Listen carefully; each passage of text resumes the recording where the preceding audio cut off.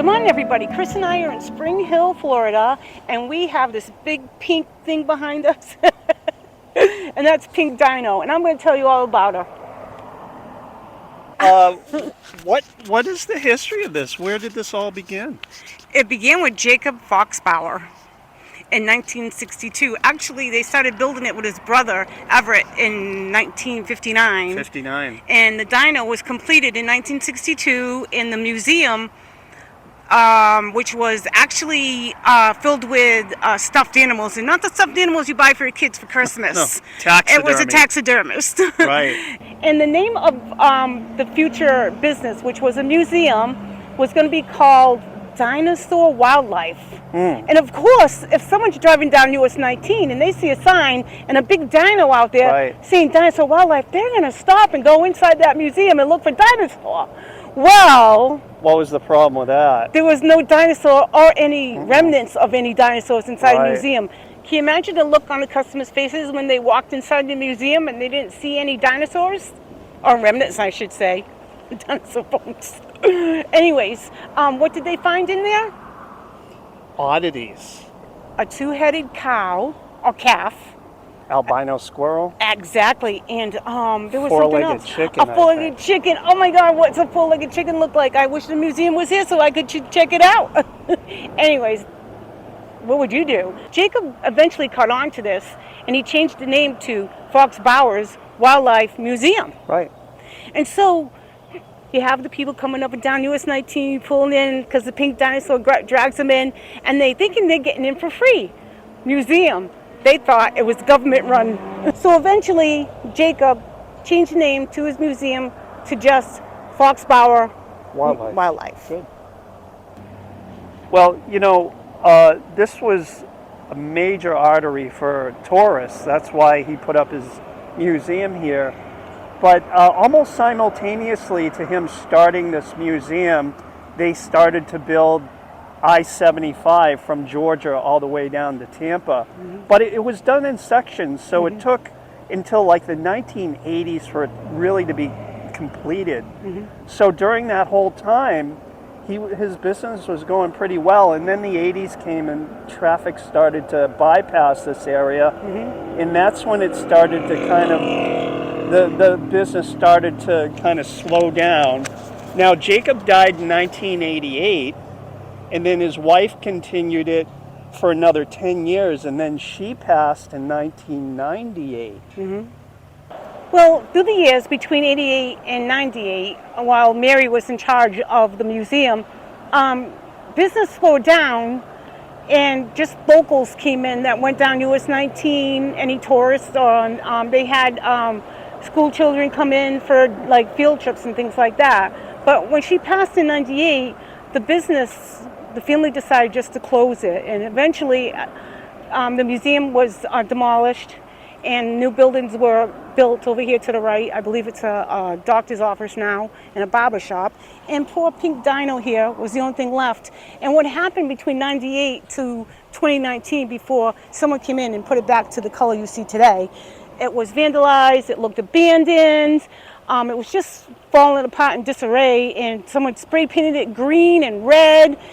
And so finally the Foxbauer family got together and the locals and hired the painter that I mentioned in 2019, and they put Pink Dino back to the original pink color that she was in 1959 by Jacob and his brother Everett. Ain't that a great story? And here she sits to wave or watch the tourists go by on US 19. And I think that old Florida's making a comeback. The traffic looks like it's picking up. Yeah, there's a lot of traffic down here now because of probably all the people moving in. Yeah, and that's the story of Pink Dino. And we have another one down the street. Why don't you come with us?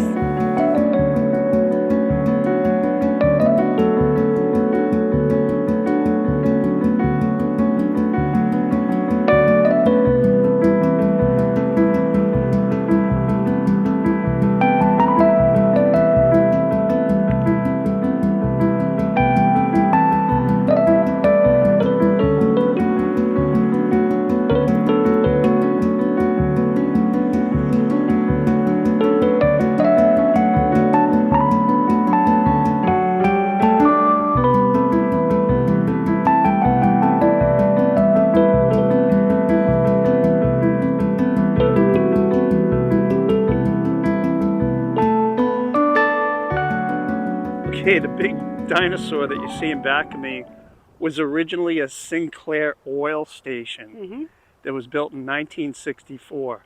Now, Sinclair Oil has a very long dinosaur Yes, history. going back to the 30s. The 1930s, they started out, they had Dino the dinosaur as their mascot, and they'd have stickers and all sorts of things. And then they started entering exhibitions in World's Fairs, starting in the 1930s, going all the way up to the 1960s. That's fascinating. When this was built, so the owner of this, I think his name was Bill Willem, decided to make the station one big dinosaur, and that's what he did. So in 1977, this was sold to the Janes family and turned into Harold's Automotive. And they decided to keep the dinosaur building structure, and eventually they added it to the National Historic Register of Historical Places, which it is now. In 2020. In 2020, right. Know what's funny? Larry the Cable Guy was here in 2014. Really? Do you like Larry? I love Larry the Cable Guy. Get it on. Yeah. Yeah, he had a show, he had Crossing America or something like that, I think. Yeah. That was fun to watch. Yeah, that was fun. And the other thing is they wrote a book, Encyclopedia of Bad Taste, in 1990, Jane and Michael Stern. And this is in it. Yeah. Along with all sorts of roadside kitsch. It wasn't an insult. It was actually about Florida kitschy stuff. Kitsch. Kitsch. Yeah. That's a kitschy Kitsch. kind of word. Kitschy. Anyways, yeah, kitschy Florida. You know, all the oddities are all over the place. Right. This guy made it in the book. Anyways, you can look that up on Amazon. And that's it. We got another dinosaur to show you. One more.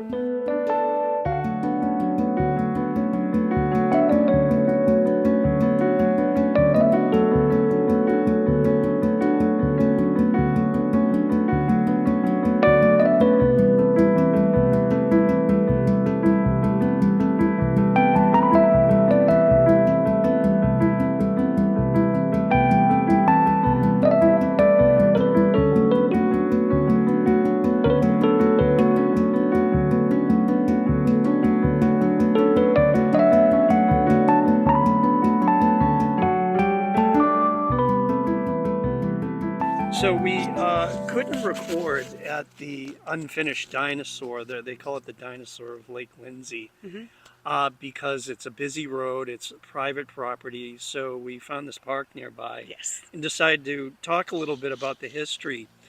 Now, this dinosaur was created by a man by the name of August Herwede. And very interesting story. He was a German immigrant. Right.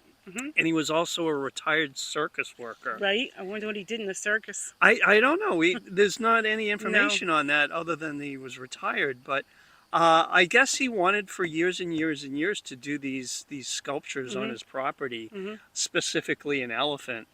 And the reason he didn't was, I guess his wife didn't want him to do it. Right. Right, and she passed in 1964, and the first sculpture that he created was the elephant, and I like to believe it's because he had a broken heart.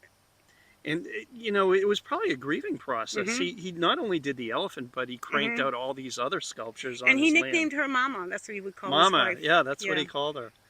But Mama didn't want him to do it, but when she passed, he started doing it. And the thing is that all these sculptures are gone. When he passed away, they were sold, but and the way he passed away is kind of sad. The dinosaur, going back to the dinosaur again, he actually fell off that dinosaur, and there's a couple stories. One is that he broke his legs and he died months later. Another one is that he fell off and broke his neck and died pretty soon after that. But either way, sad story. He never got to finish it. No.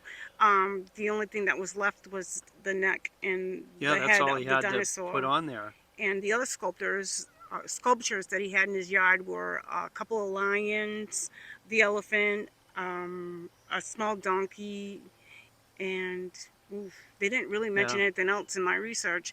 But they're all gone. They were sold off, like you said. Now I forgot to mention this, he was inspired by I think it was the 64, 65 Mm-hmm. World's That's Fair. right. Yeah. Um, and the Dino Land exhibit, Right. Oddly enough, Sinclair. Sinclair had a Dino Land exhibit, and Mm-hmm. we've already been to their station Right. earlier today. Harold's Auto Service. So indirectly, he Mm-hmm. was inspired by that, and that's where the interest in dinosaurs started. So he started Right, and building it this was not dinosaur. anything to promote a business or No, anything. He just had a love of creating sculptures, and he passed away he creating his doing sculpture. what he loved. So that's cliche, right? 1967 is when he passed away, Hmm. and he lived in the house out back. And like we Which said, it's not there no longer because yeah, was abandoned for years, and right. it got too dangerous, and they just figured it'd be safer just to demolish. But that dinosaur still stands It today as is. somewhat of a memorial Yes, and to the August. people, not I can't recall their names that bought the property. Um, his brother decorates the dinosaur the holidays with Christmas Right. lights and stuff, and for a memorial to August, which is nice. That's very nice I to do almost that. call him Augusto. I mean, I think you want to say Augustus, but Right. August, It's his just name's like the August. month. Well, that was quite a journey we had today. It was like the trip of the dinosaurs. Right. So nostalgic, isn't it? So Florida. Yeah, very So what? roadside Kitschy. kitsch. Yeah, yeah. Anyways, let's see if we can recall their names. There was Pink Dino. Pink Dino Then was there the was first one, and then the Sinclair Dino, was Dino, the gas station and then the last dinosaur. one was just the Lake Lindsay. Lake Lindsay dinosaur, the That's unfinished that's just dinosaur. what the locals call Right. the unfinished dinosaur. But um, August didn't have a name for his dinosaur. He just called his dinosaur dinosaur, and Right. his elephant Elephant. my Right. elephant, Right. and his Right. lion sculptures, my lions, Mhm. and his donkey, my donkey, Mhm. and so on and so on. So they really didn't have a name, but quite interesting. And I loved the background, the history, Mhm. their lives, and of course, August was kind of somber. I know. It. The thing is, it makes you want to learn more. Yes. As we were going down Route 19, knowing that this was a famous drive down to Mhm. Tampa, and Mhm. there were all sorts of roadside Mhm. attractions. I'd love to go back to like 1960 and see what it looked like back then with all those things on the roadside. This is Oh, just a sampling of yeah. what was really there. Right. So I that's wonder if there's yeah. a way for us to find that out. Sounds like a great Yeah, presentation, Chris. it's piquing my interest. I want to look into it a little bit more. Well, that's That's what very happened, as you fascinating. said. The highways came in, and And it kind of all died out. mhm.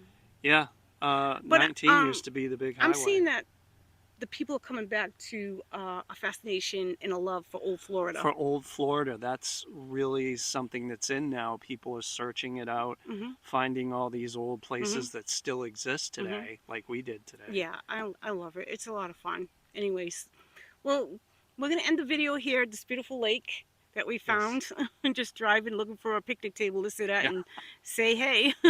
And thank you so much for watching. And if you like what you see, hit subscribe, hit like, follow us. We have a lot more discoveries in Florida to find. Again, thank you and bye bye. Bye bye.